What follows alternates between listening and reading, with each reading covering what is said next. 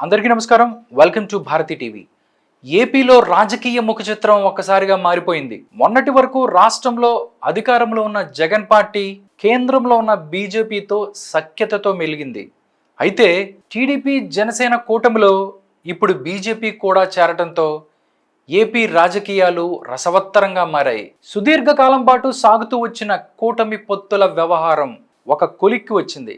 దీంతో సీఎం జగన్ను ఢీకొట్టడానికి అన్ని రాజకీయ పార్టీలు ఏకం అవుతున్న పరిస్థితి కనిపిస్తోంది. అయితే వచ్చే ఎన్నికల్లో కూటమి ఖచ్చితంగా అధికారంలోకి వస్తుందా అంటే క్వశ్చన్ మార్కే కనిపిస్తుంది. బీజేపీతో కలవటం వల్ల టీడీపీకి పెద్ద నష్టమే వాటిల్లే పరిస్థితి నెలకొందని రాజకీయ పరిశీలకులు భావిస్తున్నారు. బీజేపీకి టీడీపీ ఆఫర్ చేసిన సీట్లే దీనికి కారణంగా అభివర్ణిస్తున్నారు మేధావులు. రాష్ట్రంలో కనీసం ఒక్క సీటు కూడా గెలవలేని బీజేపీకి 6 లోక్సభ స్థానాలు, 10 అసెంబ్లీ స్థానాలు కేటాయించడాన్ని టీడీపీ సీనియర్ నాయకులు సైతం తప్పుపడుతున్నారు. ఈ క్రమంలో అనపర్తి టికెట్ బీజేపీకి కేటాయించడంపై పెద్ద రచ్చే మొదలైంది. నల్లమిల్లి రామకృష్ణారెడ్డికి టికెట్ దక్కలేదని ఆయన కార్యకర్తలు నిరసనకు దిగారు. ఆయన ఇప్పుడు ఇండిపెండెంట్గా బరిలోకి దిగే ఛాన్స్ ఉంది. తిరుపతిలో కూడా సేమ్ ఇదే సీన్ కనిపించింది. జనసేనకు టికెట్ దక్కడంపై టీడీపీ నేతలు ఫైర్ అవుతున్నారు. ఇక్కడ local non local panchayat continue అవుతూనే ఉంది. అరకులోనూ గతంలోనే దొన్నుదొరను టీడీపీ అభ్యర్థిగా ప్రకటించారు.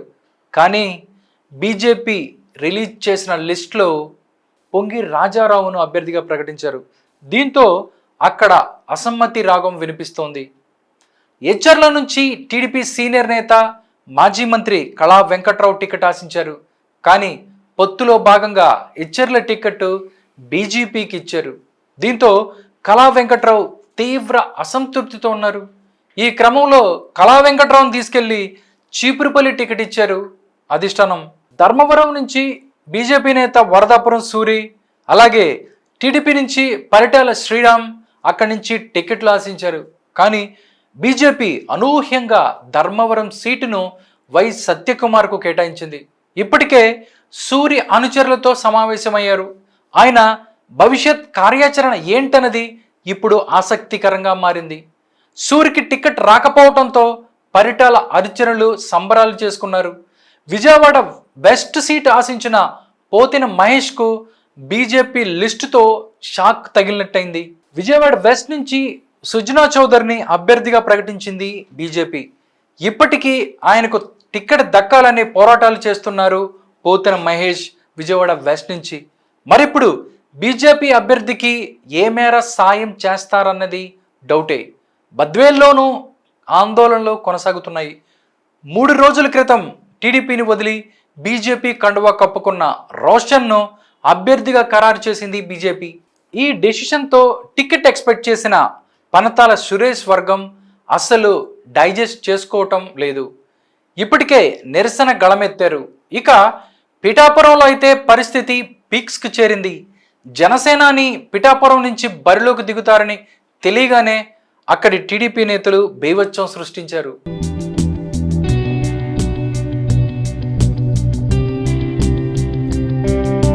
అయితే ఆ తర్వాత బొజ్జగింపులతో వివాదం సద్దుమణిగింది. కానీ చాలా చోట్ల లోపల టికెట్ ఆశించి భంగపడ్డ నేతలు మాత్రం రగిలిపోతూనే ఉన్నారు.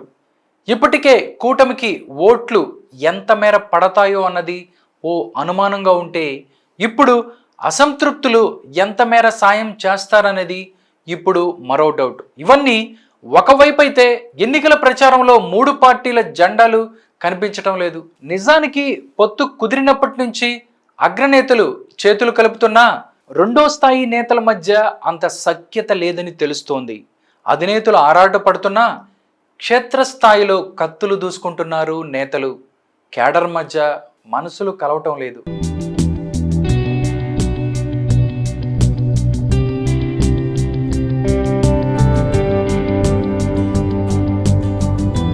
దీంతో చాలా ప్రాంతాలలో పొత్తు పొసకటం లేదని తెలుస్తోంది. పొత్తులో భాగంగా సీట్ల పంపకం కూటమికి కొంత తలనొప్పిని తెచ్చిపెట్టింది. సీట్లు దక్కని వారంతా ఓపెన్గానే అసంతృప్తిని వెళ్ళగక్కుతున్నారు. ప్రత్యేక సమావేశాలు, వర్క్షాపులు నిర్వహించినా అంత ఫలితం ఉండటం లేదు. ఉమ్మడిగా ప్రచారానికి వెళ్ళటం లేదు. చంద్రబాబు, పవన్ ప్రచారాల్లో మాత్రమే ఉమ్మడి జెండాలు కనిపిస్తున్నాయి. అంతేగాని బీజేపీ ప్రచారంలో మాత్రం ఉమ్మడి జెండాలు ఎక్కడా కనిపిస్తున్నట్టు లేదు. ఇక దీంతో బీజేపీ పరిస్థితి మరోలా ఉంది. అంతర్గత కుమ్ములాటలతోనే ఆ పార్టీ సతమతమవుతుంది. ఇప్పటికే సీనియర్లు ముఖం దాటేస్తున్నారు. దక్కిన 10 అసెంబ్లీ, 6 పార్లమెంటు స్థానాలలో ఎన్నిట్లో గెలుస్తారో వాళ్ళకే ఒక అంచనా లేని పరిస్థితి. పొత్తులు కుదుర్చుకున్నప్పుడు ఇలాంటి అసంతృప్తులు సహజమే. ఇది అన్ని పార్టీల పెద్దలు చెప్తున్నమాట. కానీ వాస్తవ పరిస్థితులు మాత్రం కాస్త డిఫరెంట్గానే ఉన్నాయి. టీడీపీ, జనసేనలు బీజేపీతో కలవటం ఆ పార్టీలకు పెద్దగా కలిసి రాలేదు. జనవరి, మార్చి మధ్యలో ఈ 2 పార్టీలకు ప్రజల్లో భారీ స్థాయిలో స్పందన వచ్చింది. గెలుపు కూడా ఖాయమైంది. ఎప్పుడు బీజేపీ వచ్చి కలిసిందో మొత్తం మారిపోయింది.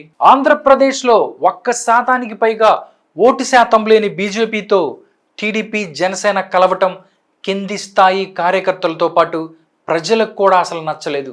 2019 నుంచి ఇప్పటి వరకు బీజేపీ రాష్ట్రం కోసం చేసింది ఏమీ లేదు. పోలవరం విషయంలో కానీ, అమరావతి విషయంలో కానీ బీజేపీ చాప కింద నీరులా వ్యవహరించింది. అలాంటి బీజేపీతో టీడీపీ, జనసేన కలవటం ప్రజలకు నచ్చటం లేదు. ఇక దీంతో టీడీపీ, జనసేన గ్రాఫ్ జనవరి, మార్చి నెలలో 50% పైగా గెలుపు అవకాశాలను చూపించింది. అదేవిధంగా 140 సీట్లకు పైగా వస్తాయని సర్వేలు కూడా చెప్పాయి.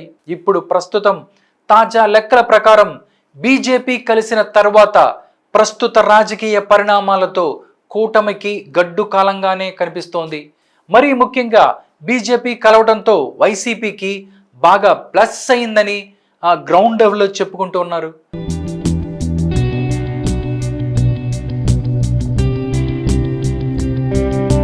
మొన్నటి వరకు 50% పైగా ఓట్లున్న కూటమికి ఇప్పుడు 3% ఓట్లు తగ్గాయి. అదేవిధంగా 140 సీట్లు వస్తాయన్న కూటమికి ఇప్పుడు 100 సీట్లు వస్తే గ్రేట్ అనే స్థాయికి వచ్చింది. దీనికి కారణం బీజేపీ అని చెప్పాలి. ఇక మరి ఎన్నికలకు మరో 40 రోజులకు పైగా సమయం ఉంది. ఈ క్రమంలో టీడీపీ, జనసేన నేతలు మరింత శ్రద్ధ వహించాలి. లేకపోతే ఈసారి కూడా విజయ అవకాశాలు ఆల్మోస్ట్ లేవనే చెప్పాలి. మరి ఎన్నికల నాటికి ఏపీ రాజకీయం ఎలా ఉంటుందో చూడాలి.